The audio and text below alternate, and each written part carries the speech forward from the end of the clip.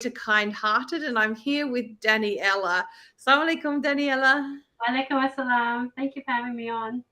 Oh, good to have you here. Alhamdulillah. So this whole killjoy word was a bit of not the right word that you, yes. What is that?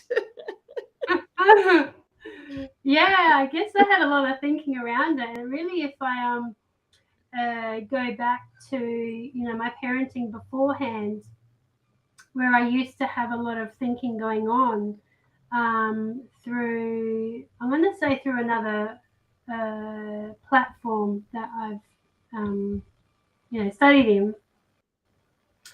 I really became what I felt rigid, and it had to be a certain way, and it was really just a lot of thinking.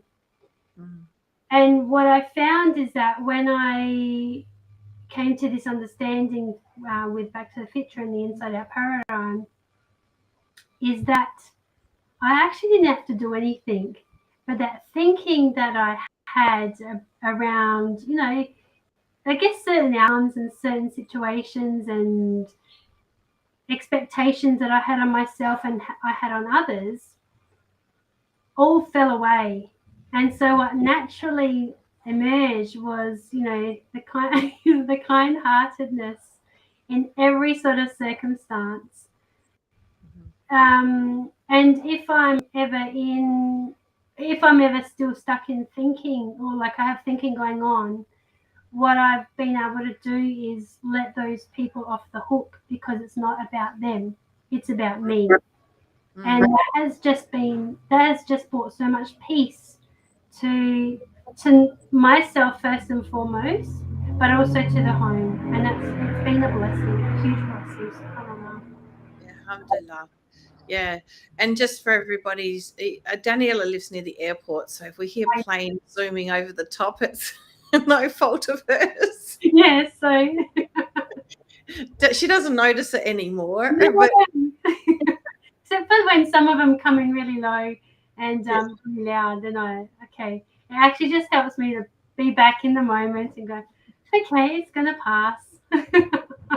Yeah, actually, it's a good analogy, isn't it? That those moments when we have overthinking can be like a noisy plane. They pass, they're gone.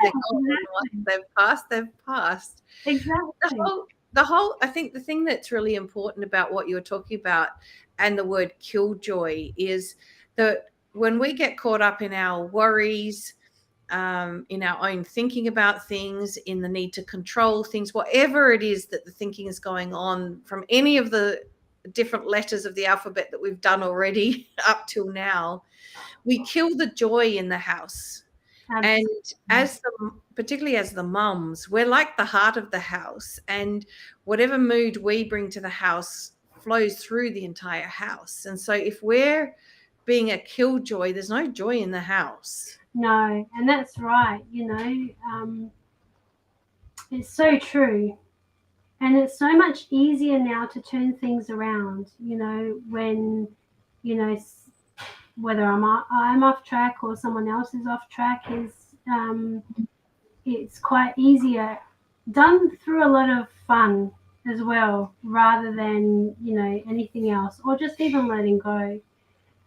This morning, I just give you an example. This morning, I actually don't know what was going on, but I saw my son leave the room, quite happy and jovial and whatever, come back. He was still that happy. And then all of a sudden, something just jolted in him. And he went had this really serious, stern look on. And instead of saying anything, I just went, let me just uncrank that. So I got down near his leg and, uncranked the cranky pants. And I just said, Mum, you're so silly sometimes. But it just, snapped me out of it. And I didn't have to do anything. I didn't put any thought into it. It just came naturally. Yeah.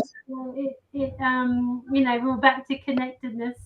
I could have gone on to a story and all the rest of it, but it was just enough to, jump back into the moment.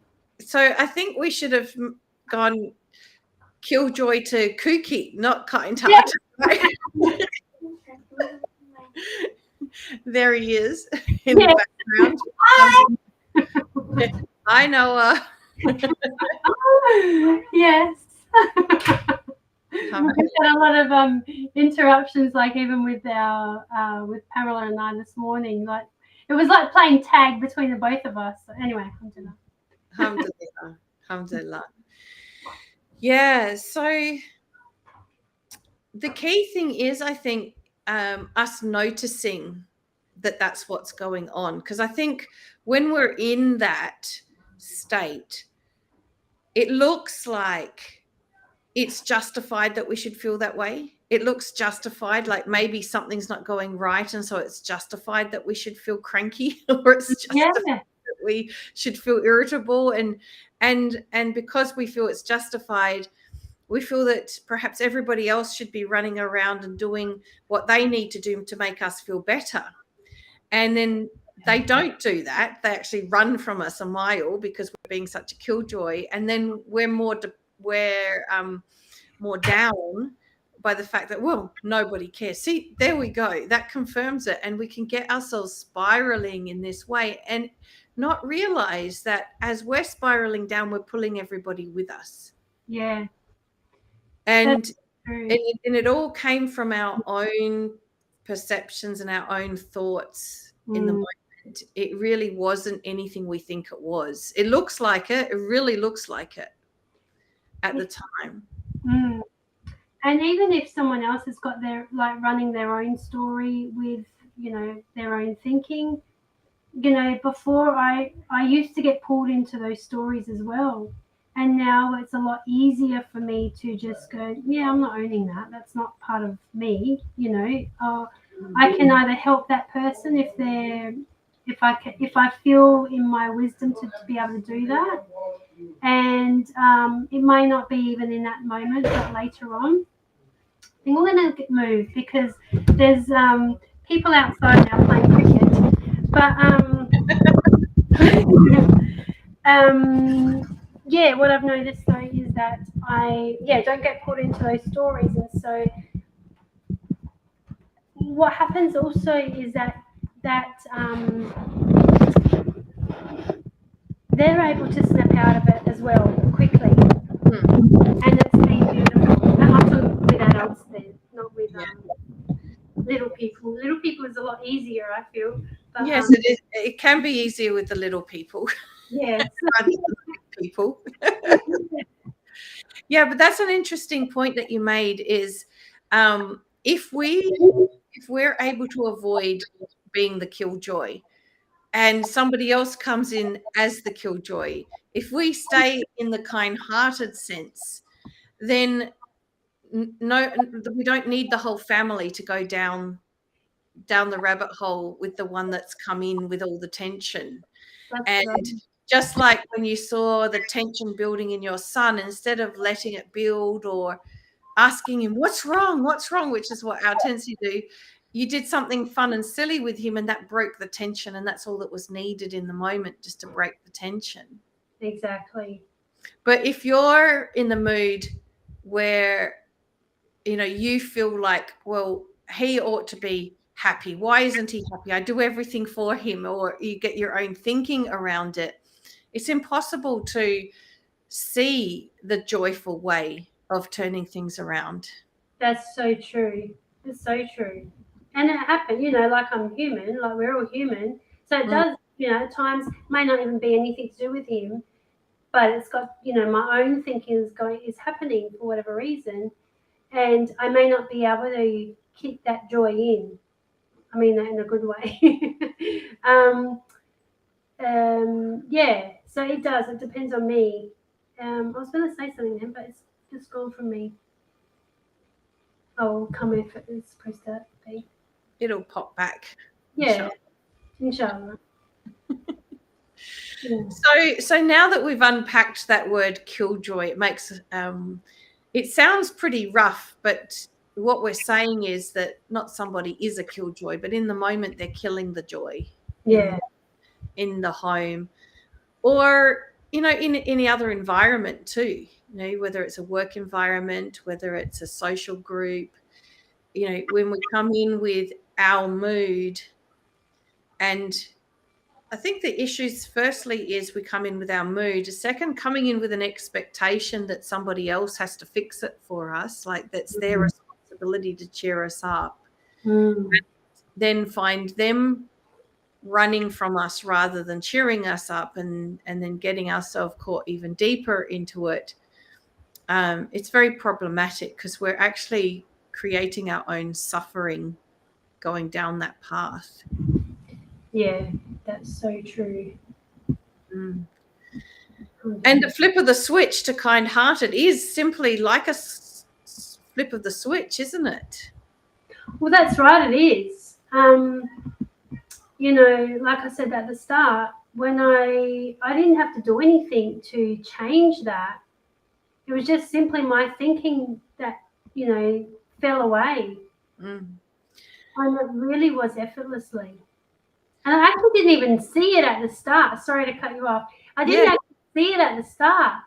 But what I noticed was it was a little bit of time. Like, oh, yeah, we're not even having any of these other issues that we were having. And now it's like, oh, wow, how come I didn't see it? I mean, I noticed it, but I didn't notice it, if that makes any sense.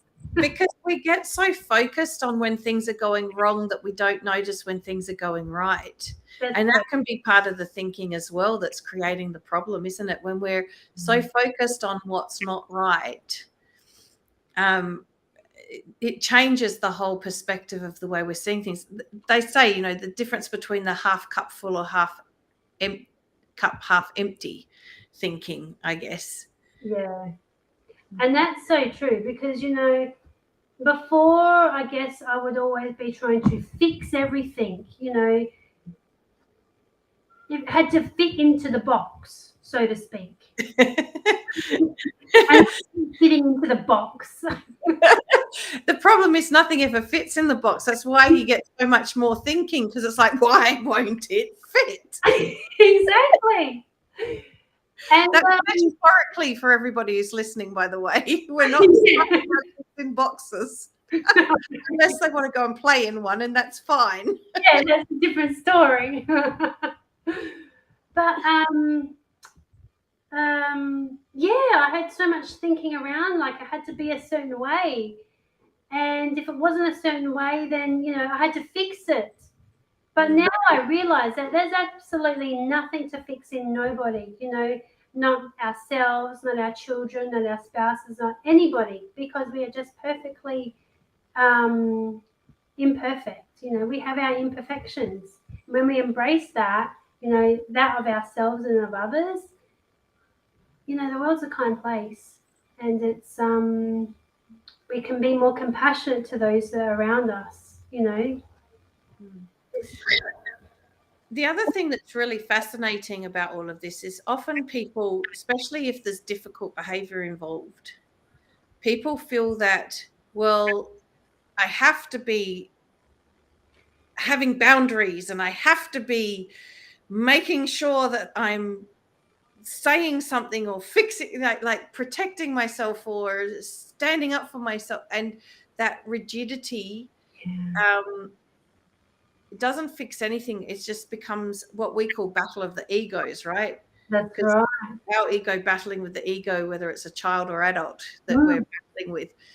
Whereas this being in that kind-hearted, compassionate, loving space, we can enjoin the good and forbid the evil in such a wise way that it can touch their heart and potentially actually make a difference. That's so true. And I've experienced that, you know, on many what seems recently many a times, you know. And being in that compassionate space really allows for, you know, whatever is going on just to settle.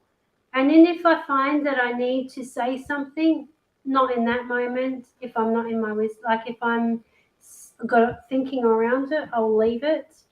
And if I find that later on down the track I need to say something, then I will. But if it's like, nah, it should be right, you know, like it'll be okay. Generally, it just sort of dissolves itself. And alhamdulillah, like that has been a huge blessing for me, Mm. and those around us. Not going into those battle of the eagles, eagles. Sorry, egos. Battling eagles if you want. Try it.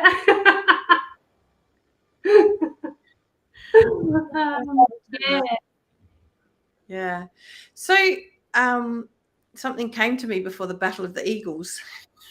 Now it's gone because the Battle of the Eagles distracted me. Sorry. And that's how quickly our thinking changes, right? I mean, we can use that as a teaching point, right? Yeah. That is how quickly we can go from one state of thinking to another, just like that. And so that going from that killjoy to the kind-hearted can be just like that. Exactly. I know what it was that came to me. It's safe to have a fun, joyful home. It's safe to allow everybody to be silly and laugh. Yeah. I think that there's a misconception that if we allow too much jocularity, then respect will go out the window, and routine will go out the window, and discipline will go out the window. But it's not true. In No. fact, what happens when we have that thinking is most of those things go out the window because the people in the family are feeling it. They're feeling the squeeze of it. And so they're not in their good mind, and they're not able to think well, and they're not able to behave in their best way. And so it becomes a self-fulfilling prophecy in a sense. Whereas if we allow the joy, we're really kind-hearted in our approach, we can have the respect and the discipline and all of that sort of thing, and the fun as well. And don't we enjoy it so much more too, Daniela? Isn't it much more fun these days, parenting and being part of a family, than it was the way we saw it before? Oh, for me it is like it's fun. It really is just that Mm, fun. You know, and it's easy. That's mm, what I love about it. It's easy. It's not hard. mm, There might still be hard moments. mm, Things around don't change. Like there's still hard things maybe going on around, like difficult moments, is what I'm saying. But mm, the sense that you have inside is a lot more calmer, and so mm, you're able to still find the fun or the calmness in those moments. mm. And, you know, it it just makes it easier. Yeah, easier in so many other ways. Yeah, Alhamdulillah. yeah. So I think the rule of thumb is, if you're not having your children telling you, "Oh, you're so silly, mum," sometimes, then we need to look at whether we're being fun enough, right? Yeah. I get that from my kids too, the eye rolling and the, "Oh, me, really? Are you really doing that?" Yeah.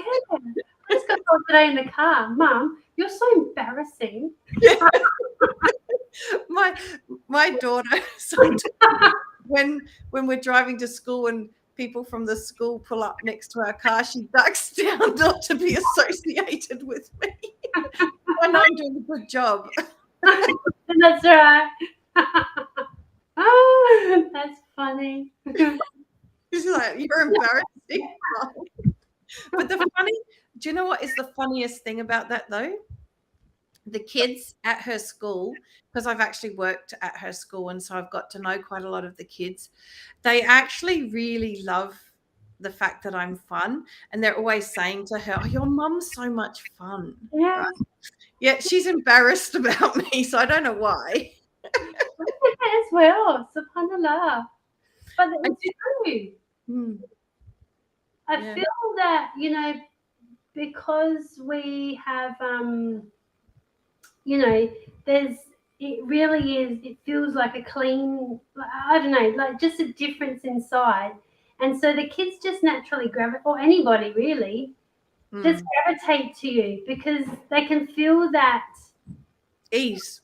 Yeah, and it's amazing. Like, Mm. not now because we've started our journey on homeschool, but every morning or afternoon, hi, how you going? Like they'd call me, hi Daniela, how you going? And they're good. And these are all like little kids, but they Mm. love me. I remember one time really embarrassing my son. I thought, well, maybe I shouldn't have done that. With their war cries at school, and I jumped in. But anyway, cool. I even felt a little bit embarrassed then myself.